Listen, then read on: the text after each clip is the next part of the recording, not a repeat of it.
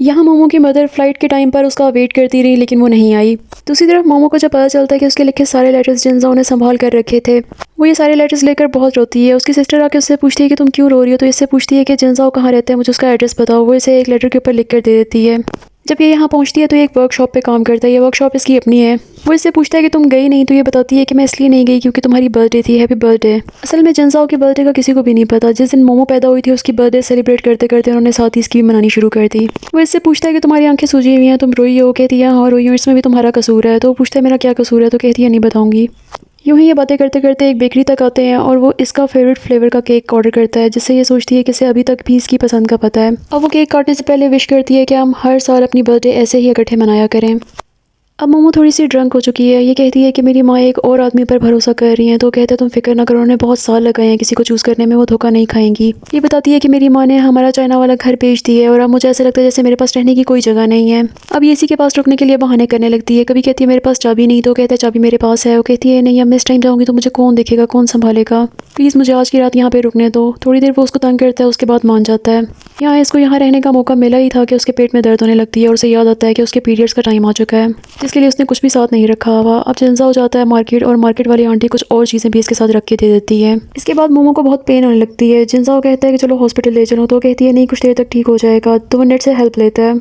यहाँ इसे पता चलता है कि वार्म रखने से इसको पेन में आराम आएगा, जिसके बाद वो उसी का ही हाथ पकड़ के रख लेती है क्योंकि उसकी बॉडी ज़्यादा वार्म होती है। जब मोमो के फादर ने इसे अडॉप्ट किया था तो इसकी मदर ने बहुत रेजिस्ट किया था। तब मदर प्रेग्नेंट थी, उसके बाद मोमो पैदा हुई। ये इसका बहुत ख्याल रखता था और इसको हेल्प करवाता था, लेकिन जैसे ही मोमो थोड़ी बड़ी हुई और वो बात नहीं करती थी तो इसकी मदर ने डिसाइड किया कि जिनजाओ को कहीं भेज दूँ। मगर जब वो इसे भेजने लगी तभी मोमो ने इसे आवाज़ दी, जिसके बाद इसकी मामा ने इसे रोक लिया। अब सुबह जिनजाओ नाश्ता बना रहा है और उसके बाकी वर्कर दोस्त भी आके काम कर रहे हैं। ये दोनों एक गाड़ी के बारे में बात करते हैं और मोमो उठ के आके सुनती है। उसे समझ आ जाती है गाड़ी में क्या मसला है, वो ठीक कर देती है। ये दोनों बहुत हैरत से उसकी टांगें देखने लगते हैं। जिनजाओ आके कहता है कि जाके कुछ लंबी पैंट्स पहन कर आओ। इसके बाद वो इसके लिए नाश्ता बना रहा है और वो देखकर कभी कहती है कैरेट नहीं डालो, तो कभी कहती है कोई भी सब्जी नहीं डालो। इसे बहुत नखरे दिखाती है। वो फिर भी सारी वेजिटेबल्स साइड पे निकाल के रखने लगती है, तो फिर सर पे खड़े होकर उसे ज़बरदस्ती खिलाता है। यहाँ बॉक्सिंग क्लब का ऑनर लिन एक ऐसे कार रेसर को ढूंढ रहा है जिसने यूं ही गुजरते गुजरते इसे रेस लगाई और इसे हरा दिया। इसके पास उस लड़के को लेकर कोई इन्फॉर्मेशन नहीं है, लेकिन इसकी गाड़ी का अंदाज़ा है कि उसमें किस किस्म के इंजन फिट हुए हुए हैं। वर्कशॉप पर जिस वक्त जिनजाओ नहीं है, किसी काम को निकला है, तो बॉक्सर अपने साथ कुछ गुंडे लेकर आ जाता है। जिनजाओ का दोस्त सामने आ जाता है और वो इसे थोड़ी सी गैरत दिलाने की कोशिश करता है और कहता है जब जिनजाओ नहीं है तो तुम यहाँ क्या करने आए हो। वो लोग भी इसे बातें सुनाने लगते हैं और एक गाड़ी का शीशा तोड़ने ही लगते हैं, लेकिन मोमो आगे आ जाती है और उसे आगे किक लगाती है। जब वो मोमो को मारने लगता है तो ऊपर से जिनजाओ आ जाता है और उसके बाद इन दोनों बॉक्सर्स के बीच में घमसान की लड़ाई होती है। जब ये दोनों किसी भी तरह रुक नहीं रहे थे तो मोमो ने पुलिस को कॉल मिलाने की कोशिश की और इनसे कहा कि यहीं पे रुक जाओ, तो वो रुक के चला जाता है। जिनजाओ का दोस्त मोमो को बताता है कि ये नुकसान होता है और बहुत लोग हैं। जिनजाओ ने तो अभी भी बहुत लिहाज कर लिया, नहीं तो ये इन्हें बहुत मारता। ये बताता है कि कॉलेज टाइम में ये इतना लड़ता था, इसका नाम टॉकी था। बहुत सारी आधी आधी बातें बता के ये चुप हो जाता है और जब मोमो इसे और सवाल करती है तो वो हर बात को घुमा के बताने लगता है। ये जानना चाहती है कि स्कूल जैसे भी था उसे छोड़कर ये अंडरग्राउंड फाइटिंग और कार रेसिंग में कैसे आ गया। अब ये सब लोग मिलकर वर्कशॉप पर खराबी को ठीक कर रहे हैं। ये एक भारी सा स्टैंड ये सब उठाने की कोशिश कर रहे हैं और मोमो भी साथ इनके हेल्प करने लगती है। वो इसे कहता है तुम पीछे हो जाओ, जिस पे ये बेवजह जिद करने लगती है और कहती है मैं ये सब कुछ कर सकती हूँ। तो फिर वो सबको हटा देता है और कहता है चलो सीधा करो इसे। फिर जब उससे नहीं होता तो उसे कहता है कि ये सारे स्क्रूज इकट्ठे करो। दूसरी तरफ लिन अभी तक उस रेसर को ढूंढ रहा है। इसे इन्फॉर्मेशन मिलती है कि पिंक ट्रक है जिसके अंदर एक अलग से इंजन लगा हुआ है। ये ऐसी मॉडिफिकेशन है जैसी वो ढूंढ रहा है, तो ये उसकी तलाश में यहाँ तक पहुँचता है। लिन पिंक ट्रक के लिए यहाँ पे पहुँचता है तो जिनजाओ के दोस्त का ये पेट शॉप है। जब लिन इससे क्वेश्चनिंग स्टार्ट करता है तो दोस्त को पता चल जाता है कि शायद कहीं ब्रांडी पकड़ा गया है। वो इससे इसका कार्ड लेता है और पूछता है कि कोई सबूत दो कि कहाँ मैंने ऐसी कोई कार रेसिंग की है, जिसके बाद वो उसे पिक्चर दिखाता है। पिक्चर में सिर्फ साइड पोज है, क्लियर पिक्चर नहीं है।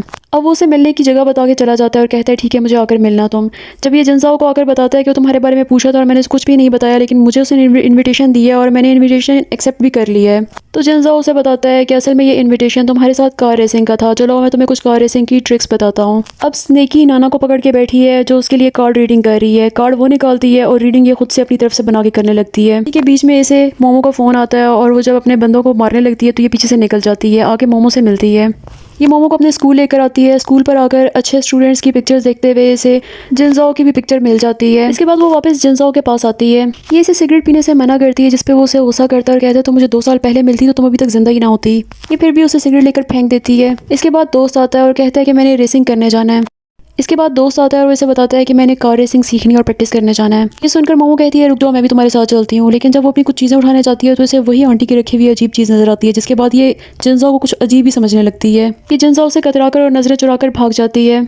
अब ये दोस्त के साथ जा रही है और ये सोच रही है कि अगर इसने मेरे लिए रखा था या अपने लिए, क्या इसकी कोई गर्लफ्रेंड भी है। वो इससे इसके बारे में जानने लगती है तो दोस्त बताता है कि वो जब हाथ ऊपर करके खिड़की साफ किया करता था तो उसकी कमर नजर आती थी और सारी लड़कियां बहुत पागल थी इसके पीछे। ये बात सुनकर उसको याद आता है कि हाँ, उसका भी ऐसे ही दिल कर रहा था। फिर ये उससे पूछती है कि उसकी कोई गर्लफ्रेंड है या नहीं है, तो ये उसको ऐसा मिक्स जवाब देता है जिससे लगता है कि है। अब जो भी इंस्ट्रक्शन इसने दोस्त को दी थी वो सारी इंस्ट्रक्शन सुनकर ये खुद ट्राई करती है और ये बहुत अच्छे से कार रेसिंग कर लेती है। कुछ ही देर में नाना आ जाती है और नाना इसे साथ लेकर चली जाती है। इसे कहती है कि मैं तुम्हें एक बहुत जबरदस्त जगह पर लेके जा रही हूँ, इसके कजन की पार्टी है, यहाँ बहुत सी डिफरेंट टाइप की रेसिंग कार्स हैं।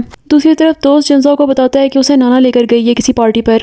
यहाँ ये उसे बताती है कि मुझे ऐसा लगता है जैसे उसकी कोई गर्लफ्रेंड है। मैं डायरेक्ट पूछ नहीं सकती लेकिन मुझे समझ नहीं आ रही मैं कैसे पता लगाऊं। ये कहती है किसी हैंडसम से लड़के के साथ पिक्चर बनाओ और उसको भेज दो लोकेशन समेत। अगर वो भागता भागता आ गया तो फिर हमें हमारा जवाब मिल जाएगा। ये लड़का अलीन ही नाना का कज़न है और ये पार्टी इसी की थी। नाना इसके साथ मोमो की पिक्चर बनाती है और ये उसको सेंड कर देते हैं लोकेशन समेत। दूसरी तरफ इसका दोस्त भी इसे मैसेज करके लोकेशन बताता है कि यहाँ पे पार्टी है और तुम्हें यहाँ पर आना था, तुम नहीं आ रहे। अब ये दोनों इन्फॉर्मेशन मैच करता है तो परेशान हो जाता है और वहाँ से भागने लगता है। स्नेकी के लड़के आके नाना को ढूंढ रहे हैं और नाना इसे बीच में ही छोड़कर भाग जाती है, जिसके बाद ये कार रेसर आकर इसे एक ड्रिंक ऑफर करता है और इसके बाद ये बेहोश होने लगती है। एंड टाइप पर लेन आ जाता है और वो इसे उठाकर अंदर रूम में ले आता है। इसे ढूंढते ढूंढते जिनजाओ और नाना भी यहाँ पे पहुंच जाते हैं। बस जिनजाओ कुछ गलती समझते हैं और उसके बाद इन दोनों के बीच में बहुत ज़्यादा लड़ाई होती है। ये लोग इसे हॉस्पिटल लेकर चले जाते हैं। असल में इसे पीच से एलर्जी है। ये बेचारी ये दुख कर रही होती है कि मैं तुम्हारे लिए और उसके लिए कितनी प्रॉब्लम बन गई हूँ, जिसमें नाना उसे मशवरा देती है बिल्कुल भी नहीं, अब तुम्हें उसको अपने इर्द गिर्द रखना होगा। डॉक्टर इसे बताता है कि एलर्जी के अलावा इसको वीकनेस भी बहुत है, खाने पीने की कमी है। डॉक्टर इसे एक रात हॉस्पिटल में ही रुकने को कहता है और नाना बहाने बना के यहाँ से चली जाती है। अब ये उससे पूछती है कि तुम आउट ऑफ सिटी गए थे तो किसी लड़की के साथ गए थे? वो कहता है नहीं। तो कहती है अच्छा किसी लड़की से मिलने गए थे, मैं इसलिए सोच रही हूँ कि तुम यहीं बैठे रहोगे तो ये ना वो तुमसे लड़ाई करे। तो कहता है कोई लड़ाई नहीं करेगी, मैं जिससे मिलने गया था वो भी एक लड़का ही था। ये सब सुनकर मोमो को थोड़ा अच्छा लगता है। कहती है मुझे भूख लगी है एप्पल। तो जब वो आगे होकर एप्पल उठाने लगता है इतनी देर में इसका दोस्त आ जाता है और उसे थोड़ा सीन अजीब लगता है। वो इसे पकड़कर बाहर ले आता है और इसे कहता है कि तुम्हें पता है आज ये मुझसे पूछ रही थी कि क्या तुम्हारी कोई गर्लफ्रेंड है या नहीं, और ये भी कि मैंने उसे ये बता दिया कि तुम्हारी कोई गर्लफ्रेंड है। जिसमें वो पूछता है कि तुमने झूठ क्यों बोला? तो कहते हैं बस यूं ही। अब जब वापस इसके पास आता है तो इसे गार्डियन के साइन करने होते हैं। ये इसी का ही दिया हुआ गिफ्ट पेन निकाल कर इसे साइन करता है। इसके साथ वो इसे ये भी बताता है कि मेरी कोई गर्लफ्रेंड नहीं है, जो सुनकर मोमो बहुत खुश होती है।